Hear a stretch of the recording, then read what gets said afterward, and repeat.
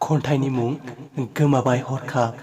खन्थाइगिरि गोसो इसोर बर', जिल्ला बाक्सा, गामि टिबिटला।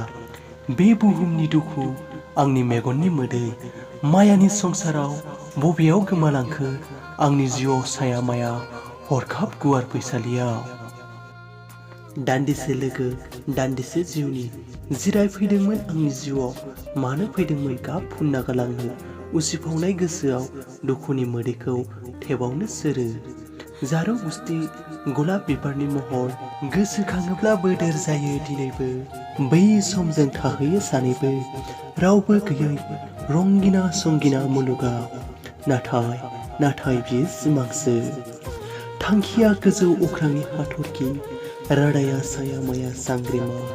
गैला दिनै गासैबो फैमाल, जाबाय बेसेबा गोदाव सोराव गुवार आफादसालियाव।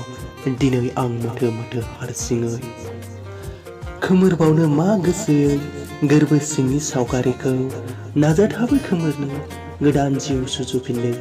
गले गले जाखांफिनो महरा हाया आं मानोबा। नोंथ' गैलिया गोरबोआव थालांबाय रेगा, नेवसिलांनो हाखो बोरै।